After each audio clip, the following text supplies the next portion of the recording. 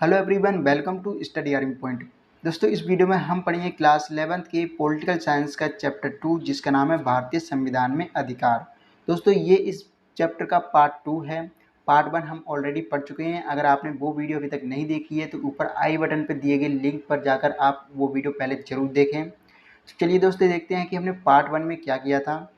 देखिए, वीडियो के पार्ट 1 में हमने क्या देखा था कि हमारे भारतीय संविधान में मौलिक अधिकार भाग 3 में दिए गए हैं।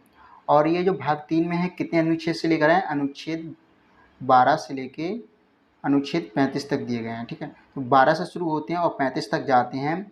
और ये कहाँ से लिए गए हैं? संयुक्त राज्य अमेरिका से लिए गए हैं। और मूल रूप से जब संविधान बना था तो 7 मौलिक अधिकार थे, लेकिन 44वां संविधान संशोधन 1978 जब हुआ तो मौलिक अधिकार का जो एक मौलिक अधिकार था, संपत्ति का अधिकार। ठीक है, तो ये संपत्ति का अधिकार आर्टिकल 31 में दे रखा था, अनुच्छेद 31 में दे रखा था, जिसको भी ख़त्म कर दिया गया। अब क्या किया गया है? इसको एक सामान्य कानूनी अधिकार बना दिया गया है, जो कि है अनुच्छेद 300 ए में। ठीक है, तो इसको क्या किया गया है? ये पहले क्या था? संपत्ति का अधिकार एक मौलिक अधिकार था, जो कि अनुच्छेद 31 में था, लेकिन इसको 1978 में 44वें संशोधन द्वारा क्या किया गया? इसको अनुच्छेद 31 में डाल दिया, 300 में डाल दिया गया, 300 ए में। ठीक है, तो 300 ए क्या है? ये एक सामान्य कानून बना दिया गया। ठीक है, मौलिक अधिकार कहाँ से कहाँ तक हो सकते हैं? 12 से 35 तक हो सकते हैं, लेकिन 35 से इसको अलग डाल दिया गया 300 ए में, जो कि एक सामान्य कानूनी अधिकार बन गया। ठीक है, तो ये तो बात हुई कि हमारे मौलिक अधिकार 7 थे, जो कि 6 रह गए अब। ठीक है, तो वर्तमान में अगर कोई पूछे हमारे कितने मौलिक अधिकार हैं, तो वो हैं 6। दूसरी बात हमने की थी कि हमारे जो मौलिक अधिकार हैं वो कौन कौन से हैं। तो देखिए, यहाँ पर मैंने 6 के 6 लिख रखे हैं। उनमें से हमने 3 के ऊपर बात की थी पार्ट 1 में। पहला था समता का अधिकार यानी समानता का अधिकार, जो कि 14 से लेकर 18 तक दिया गया है अनुच्छेद में। फिर है स्वतंत्रता का अधिकार, जो कि अनुच्छेद 19 से 22 तक दिया गया है। फिर शोषण के विरुद्ध अधिकार, जो कि 23 और 24 में दिया गया है। इस वीडियो में हम क्या पढ़ने वाले हैं? इस वीडियो में हम पढ़ेंगे धार्मिक स्वतंत्रता का अधिकार, सांस्कृतिक एवं शैक्षिक अधिकार और संवैधानिक उपचारों का अधिकार। तो चलिए बात करते हैं हमारे चौथे मौलिक अधिकार की, जो कि धार्मिक स्वतंत्रता का अधिकार। ये हमारे भारतीय संविधान में अनुच्छेद 25 से लेकर 28 तक दिया गया है। तो देखिए, 25, 26, 27, 28 ये जो 4 अनुच्छेद हैं, इनमें सिर्फ धार्मिक स्वतंत्रता के बारे में बात की गई है। ऐसा क्यों? देखिए, धार्मिक स्वतंत्रता हमारे देश में बहुत ही ज़रूरी है, क्योंकि हमारे देश में हिंदू, मुस्लिम, सिख, ईसाई बहुत सारे धर्म के लोग रहते हैं।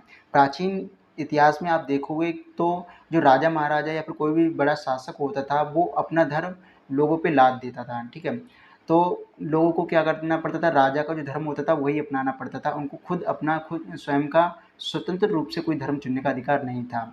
और जो ऐसा नहीं करता था, जो राजा का धर्म नहीं मानता था, उनको मार दिया जाता था या फिर उनको तड़पाया जाता था, यातनाएं दी जाती थी।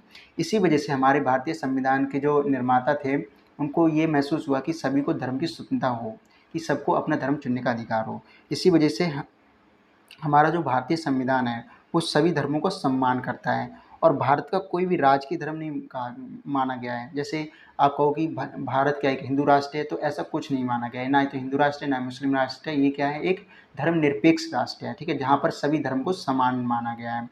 भारत के राष्ट्रपति, प्रधानमंत्री, न्यायाधीश यानी जो न्यायालय में बैठते हैं, या अन्य किसी भी सार्वजनिक पद पर कार्य करने के लिए हमें किसी विशेष धर्म का सदस्य होना जरूरी नहीं है। बस उसकी जो सामान्य योग्यता है वो होनी चाहिए। ऐसा नहीं है कि कोई विशेष धर्म से ही होगा तभी वो राष्ट्रपति बन सकता है या प्रधानमंत्री बन सकता है। तो ये सारे जो प्रावधान है हमारे भारतीय संविधान में किए गए हैं धार्मिक स्वतंत्रता के अधिकार को लेकर। ठीक है, तो इसी वजह से हमारे देखते हैं कि सबसे पहले आर्टिकल 25 यानी अनुच्छेद 25 में क्या कहा गया है। तो देखिए, अनुच्छेद 25 में कहा गया है कि आस्था और प्रार्थना की आज़ादी। इसका मेन मकसद क्या है? कि किसी को भी अपना धर्म मानने की, उसका प्रचार करने की, उसका आचरण करने की आज़ादी हो। जैसे अगर कोई कहे कि मुझे तो भाई क्रिश्चियन धर्म जो है वो ज्वाइन करना है, वो अपनाना है, तो वो आसानी से उसको ज्वाइन कर सकता है। अगर कोई क्रिश्चियन कहे मुझे हिंदू धर्म ज्वाइन करना है, तो वो आसानी से हिंदू धर्म ज्वाइन कर सकता है, मतलब अपनी मर्जी के बेसिस पे। ठीक है, तो उसका वो मान भी सकता है उसको कि मुझे ये धर्म नहीं मानना, ये मानना है। साथ ही साथ अगर वो मानता है किसी धर्म को, तो उसका प्रचार भी कर सकता है कि देखिए मेरे धर्म में इतनी अच्छी अच्छी अच्छाइयाँ हैं, ये खूबियाँ हैं, आप लोग भी जानिए। तो वो उसको प्रचार भी कर सकता है। आचरण का मतलब है कि वो यहाँ पर पूजा पाठ जो होती है या फिर जो भी उनके कर्मकांड होते हैं उनको अपना सकता है, लेकिन शांतिपूर्ण ढंग से। ठीक है, तो इन सब की जो स्वतंत्रता है वो आर्टिकल 25 में दी गई है। यहाँ पर एक और स्वतंत्रता की बात होती है, अंतःकरण की स्वतंत्रता। यानी कोई व्यक्ति किसी भी धर्म को चुन सकता है, ये तो ठीक है, भाई ये भी निर्णय ले सकता है कि वह किसी भी धर्म को नहीं माने। तो देखिए, अगर कोई व्यक्ति कहे कि मुझे तो भाई किसी भी धर्म को नहीं मानना, मैं तो न्यूट्रल रहूँगा, तो वो ऐसा भी कर सकता है। इसी को कहा गया अंतःकरण की स्वतंत्रता, यानी कि वो किसी भी धर्म को ना चुनकर यह निर्णय ले कि वो किसी भी धर्म का पालन नहीं करेगा। फिर भी देखिए, हमारे ये जो आर्टिकल होने के बावजूद ऐसा देखा गया है कि कुछ लोग क्या करते हैं, जबरन धर्मांतरण कराते हैं। मतलब अगर कोई एक धर्म से दूसरे धर्म में ज़बरदस्ती महिलाओं का धर्मांतरण कराना, या फिर बच्चों का, या फिर कोई लालच भी देता है कि आप हमारा धर्म अपना लो, हम आपको इतने पैसे देंगे, या फिर ये घर देंगे। ठीक है, इस तरह के बहुत सारे केसेस देखने के लिए मिलते हैं। तो यहाँ पर बेसिकली जो बात की गई है आर्टिकल 25 में, वो कही गई है कि आप किसी भी धर्म में आस्था रख सकते हो, उसकी प्रार्थना की आज़ादी है, आप उसकी पूजा अर्चना कर सकते हो, आप जो भी धार्मिक क्रियाकलाप है वो कर सकते हो, और साथ ही साथ उसका प्रचार भी कर सकते हो। आर्टिकल 26 क्या कहता है, धार्मिक मामलों के प्रबंधन की स्वतंत्रता। इसका अर्थ यह है कि किसी व्यक्ति के स्वास्थ्य, सदाचार, लोक व्यवस्था के अधीन रहते हुए धार्मिक कार्यों की स्वतंत्रता प्रदान करता है। ठीक है, तो ये आर्टिकल क्या करता है कि आपको किसी व्यक्ति के स्वास्थ्य बिगड़ना नहीं चाहिए, स्वास्थ्य को नुकसान ना पहुँचे, नैतिकता यानी सदाचार वगैरह को कोई नुकसान ना पहुँचे, अनैतिक ना हो कोई कार्य, लोक व्यवस्था का ध्यान रहते हुए आप धार्मिक कार्य कर सकते हो। जैसे आप धार्मिक संस्थानों की स्थापना कर सकते हो। लेकिन अगर ये ऐसा कुछ होता है कि लोक व्यवस्था को नुकसान पहुँचता है, या नैतिकता नहीं होती है, उसमें अनैतिकता होती है, ठीक है, या फिर स्वास्थ्य किसी का खराब होता है, या फिर किसी के स्वास्थ्य को नुकसान पहुँचता है, तो उस आधार पे औचित्यपूर्ण प्रतिबंध लगाया जा सकता है। उदाहरण के लिए, जैसे हमें हिंदू धर्म में कुछ प्रथाएँ ऐसी हैं जो कि अनैतिक हैं और लोग स्वास्थ्य को नुकसान पहुँचाती हैं, वो देखने के लिए मिलती हैं। उदाहरण के लिए सती प्रथा। सती प्रथा में क्या होता था कि जब एक महिला का पति मर जाता था, तो उस महिला को भी उसके पति के साथ चिता में जला दिया जाता था, चाहे उसकी मर्जी हो या ना हो। तो यहाँ पर नैतिकता भी नहीं है, खत्म है बिल्कुल, लोक व्यवस्था एकदम से बिगड़ी हुई है, और उसका स्वास्थ्य क्या, वो पूरा उसकी ज़िंदगी ख़त्म हो जाती है। तो इस तरह की जो कुप्रथा थी उसको बैन कर दिया गया है। ठीक है, फिर बहुविवाह में एक से ज़्यादा विवाह करना होता है, ये एक तरह से इस पे बैन लगा दिया गया है। साथ ही साथ मानव बलि में क्या होता है कि इसके अंदर भी मानव की बलि दी जाती है। ठीक है, तो इस तरह की जो कुप्रथाएं थी, इन पर प्रतिबंध लगाया जा चुका है। आर्टिकल 27 क्या कहता है, किसी विशेष धर्म की अभिवृद्धि के लिए कर अदायगी की स्वतंत्रता। देखिए, हम सभी क्या है, टैक्स देते हैं, लेकिन टैक्स किस लिए देते हैं, गवर्नमेंट को देते हैं ताकि वो लोगों के कल्याण के लिए कार्य कर सके। लेकिन यहाँ पर धार्मिक किसी भी धर्म को बढ़ावा देने के लिए जो कर देने की बात की गई है, उसमें स्वतंत्रता की भी बात की गई है कि अगर किसी भी धर्म की अभिवृद्धि करनी है, यानी उसको पोषण करना है, उसको बढ़ावा देना है, तो गवर्नमेंट ये नहीं कह सकती आपको कर देना ही है। आपकी मर्जी है, आपको विशेष धर्म के लिए बढ़ावा देने के लिए, या फिर उसको किसी भी तरह से प्रचार करने के लिए आपकी स्वतंत्रता है कि आप उसके लिए पैसे दो या ना दो, आप टैक्स दो या ना दो, उसके लिए बाध्य नहीं किया जा सकता है। ये कहाँ कहा गया है, ये आर्टिकल 27 में कहा गया है। देखिए, आर्टिकल 28 क्या कहता है, कुछ शिक्षण संस्थानों में धार्मिक शिक्षा या उपासना में उपस्थित होने की स्वतंत्रता। देखिए, यहाँ पर दो शब्द हैं, शिक्षण संस्थान जहाँ पे शिक्षा दी जा रही है। ठीक है, तो वहाँ पर अगर धार्मिक शिक्षा है, तो वहाँ पर लोगों की मर्जी है कि वो जाएं या ना जाएं, उनकी मर्जी है कि वो उसमें शिक्षा लें या ना लें। साथ ही साथ कोई कहीं पे उपासना कोई अपने धर्म की कर रहा है, तो ये भी लोगों को स्वतंत्रता है नागरिकों को कि वो किसी विशेष धर्म की उपासना करें या ना करें। ठीक है, तो यहाँ पर बात की गई है उपासना की और शिक्षा की। इसी वजह से कहा जाता है कि राज्य द्वारा संचालित शैक्षिक संस्थानों में, राज्य मतलब यहाँ पर सरकार की बात की गई है, जो गवर्नमेंट है वो जो भी शैक्षिक संस्थान चला रही होगी, जहाँ पर शिक्षा दी जा रही होगी, वहाँ पर ना तो किसी धर्म का प्रचार किया जाएगा, ना कोई धार्मिक शिक्षा दी जाएगी, और ना ही तो किसी विशेष धर्म को वरीयता दी जाएगी कि अगर ये वाले धर्म के लोग हैं, ये धर्म के बच्चे हैं, तो उनको प्रवेश दिया जाएगा, या फिर दूसरे धर्म के बच्चों को प्रवेश नहीं दिया जाएगा।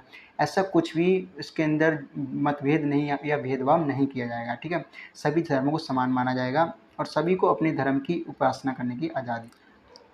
बात करते हैं पाँचवें मौलिक अधिकार की, जो कि है सांस्कृतिक एवं शैक्षिक अधिकार। यह अनुच्छेद 29 और 30 में दिया गया है। देखिए, अगर बात करें हम भारतीय समाज की, तो क्या है, एक विविधता वाला समाज है। ठीक है, जहाँ पर अल्पसंख्यक भी पाए जाते हैं और बहुसंख्यक भी पाए जाते हैं। बहुसंख्यक तो आपको पता है कि जो कि जनसंख्या में ज़्यादा हों, लेकिन अल्पसंख्यक वो होते हैं जो कि जनसंख्या में उस देश में कम पाए जाते हैं, लेकिन उनकी जो धर्म, उनका खुद का एक विशेष धर्म भी होता है, भाषा भी होती है, संस्कृति भी होती है, और उनको उसे बचाए रखने का पूरा अधिकार है। इसी वजह से हमारा जो भारतीय संविधान है, विविधता विविधता को एक मजबूती मानता है कि अगर किसी देश में या फिर किसी समाज में विविधता है, बहुत सारे धर्म जाति के लोग रहते हैं, तो उस समाज की मजबूती है, यानी वो खूबसूरती को देखता है। तो हमारे इसी वजह से भारतीय संविधान क्या करता है, अनुच्छेद 29 और अनुच्छेद 30 की बात करता है। अनुच्छेद 29 में कहा गया है कि अल्पसंख्यकों को अपनी भाषा या लिपि और संस्कृति का संरक्षण का अधिकार है। यानी अगर किसी विशेष धर्म की भाषा है कोई, या फिर उसकी कोई जो भाषा होगी वो किसी न किसी लिपि में लिखी जाती होगी और उसकी खुद की संस्कृति भी होगी, तो उसको इन सभी चीज़ों को संरक्षण करने का अधिकार है। साथ ही साथ वह इनको संरक्षित करने के लिए क्या कर सकता है, अपनी शैक्षिक संस्थाएं स्थापित कर सकता है, यानी कि अपनी खुद की संस्कृति है उसको आगे बढ़ाने के लिए वो कुछ संस्थाएं स्थापित कर सकता है, या फिर अपनी भाषा को पढ़ाने के लिए अपनी जनरेशन, जो आने वाली जनरेशन है उसको पढ़ाने के लिए वो क्या कर सकता है, शैक्षिक संस्थाएं स्थापित कर सकता है। तो 29 में कहा गया है कि उसको अपनी लिपि, भाषा और संस्कृति के संरक्षण का अधिकार है, और 30 में कहा गया है कि इसके लिए वो क्या कर सकता है, शैक्षिक संस्थाएं स्थापित कर सकता है। जैसे अगर हम बात करें यहाँ पर अल्पसंख्यक, अगर अपने भारत में देखें तो जो ईसाई हैं, ज़्यादातर जो ईसाई हैं बहुत ही ज़्यादा कम पाए जाते हैं, ठीक है, तो वो अल्पसंख्यक माने जाएंगे। लेकिन जो हिंदू हैं, हिंदू यहाँ पर बहुसंख्यक माने जाएंगे, ठीक है। तो यहाँ पर आपको समझ में आ गया, जो अल्पसंख्यक होते हैं वो संख्या में कम होते हैं और जो बहुसंख्यक होते हैं वो संख्या में ज़्यादा होते हैं। लेकिन जो अल्पसंख्यक हैं उनको अपनी संस्कृति, भाषा, धर्म को बचाने के लिए आर्टिकल 29 कहता है कि वो उनका संरक्षण कर सकते हैं, ठीक है, और 30 कहता है कि उसके लिए वो अपनी शैक्षिक संस्थाएं स्थापित कर सकते हैं। देखिए, हमें संविधान में मौलिक अधिकार दे दिए, तो क्या इतना काफ़ी है कि मौलिक अधिकार दे दिए? नहीं। क्यों? क्योंकि इनको लागू कराने की जिम्मेदारी भी किसी न किसी के पास होनी चाहिए। तो ये जिम्मेदारी कैसे निर्धारित होगी? ये निर्धारित होती है आर्टिकल 32 के द्वारा, जो कि कहता है संवैधानिक उपचारों का अधिकार। ये न्यायपालिका की भूमिका की बात करता है। अगर किसी का भी मौलिक अधिकार का हनन होता है तो न्यायपालिका किस तरह से उसको लागू करा सकती है, उसकी बात करता है। ये इतना इम्पोर्टेंट है कि डॉक्टर बी.आर. अम्बेडकर ने इसे संविधान की हृदय और आत्मा कहा था। देखिए, किसी भी व्यक्ति का जो हृदय और आत्मा होती है उसके मूल तत्व होते हैं, उनके बगैर वो जिंदा नहीं रह सकता है। इसी तरह से ये जो आर्टिकल है ये पूरे संविधान की हृदय और आत्मा है, यानी संविधान जो है उसकी हृदय ही कहा जाता है, क्योंकि ये बहुत ही ज़्यादा महत्वपूर्ण माना गया है। क्यों? क्योंकि ये उपचारों की बात करता है। अगर किसी के भी मौलिक अधिकारों का हनन होता है तो हम सीधे सुप्रीम कोर्ट यानी कि सर्वोच्च न्यायालय या फिर हाई कोर्ट यानी कि उच्च न्यायालय जा सकते हैं, ठीक है, इस आर्टिकल के तहत। इसके अंतर्गत देश के प्रत्येक नागरिकों को यह अधिकार प्राप्त है कि वह अपने मौलिक अधिकारों के उल्लंघन किए जाने पर सीधे उच्च न्यायालय या सर्वोच्च न्यायालय जा सकता है। बात करते हैं किस तरह से सर्वोच्च न्यायालय, उच्च न्यायालय मौलिक अधिकारों को लागू करवाता है। तो देखिए, जब भी सर्वोच्च उच्च न्यायालय के पास ऐसा कोई केस रहता है कि मौलिक अधिकारों का उल्लंघन हुआ है, तो 5 तरह की रिटें जारी करता है, जिसे प्रादेश भी कहते हैं। पहली है बंदी प्रत्यक्षीकरण, दूसरा परमादेश, तीसरा निषेध आदेश, और चौथा अधिकार परीक्षा, और पांचवा उत्प्रेक्षण रिट, ठीक है। तो ये 5 तरह के आदेश जारी करता है, जिनमें हम बात करेंगे सबसे पहले बंदी प्रत्यक्षीकरण की, जिसे कहते हैं हबीस कॉर्पस। तो इसके तहत क्या होता है, बंदी प्रत्यक्षीकरण के द्वारा न्यायालय किसी गिरफ्तार व्यक्ति को न्यायालय के सामने प्रस्तुत करने का आदेश या देता है। यदि गिरफ्तारी का तरीका गैर कानूनी है तो उसको छोड़ने का आदेश भी दे सकता है, ठीक है। दूसरा है परम आदेश। तो यह आदेश तब जारी किया जाता है जब न्यायालय को लगता है कोई सार्वजनिक पद अधिकारी अपने कानूनी और संवैधानिक दायित्वों का पालन नहीं कर रहा है और इससे किसी व्यक्ति का मौलिक अधिकार प्रभावित हो रहा है। तो देखिए, अगर कोई व्यक्ति है, अगर वो अपना कार्य नहीं कर रहा है और उसकी वजह से किसी को परेशानी हो रही है, और वो परेशानी किस तरह की है, उसका मौलिक अधिकार का हनन हो रहा है, तो सीधा परम आदेश सुप्रीम कोर्ट या फिर हाई कोर्ट जारी कर सकते हैं, ठीक है। तो इसके अंतर्गत वो कहेंगे कि आप अपने दायित्वों का क्या करें, पालन करें, क्योंकि इससे किसी का मौलिक अधिकार का हनन हो रहा है। तो ये परमादेश, दूसरा हमारा जो आदेश या रिट है वो जारी की जाती है। तीसरी तरह की रिट है वो है निषेध आदेश, यानी जिसे कहते हैं प्रोहिबिशन। तो ये कब दिया जाता है, जब कोई निचली अदालत अपने अधिकार क्षेत्र का अतिक्रमण करके किसी मुकदमे की सुनवाई करता है, तो ऊपर की अदालतें जैसे कि उच्च न्यायालय, सर्वोच्च न्यायालय उसे ऐसा करने से रोकने के लिए निषेध आदेश जारी करती हैं। देखिए, हमारे देश में इकहरी न्यायपालिका पाई जाती है, यानी सबसे ऊपर सुप्रीम कोर्ट होगा जो कि दिल्ली में है, फिर हर राज्य में एक हाई कोर्ट होता है, और फिर हाई कोर्ट के नीचे होता है जिला न्यायालय, ठीक है।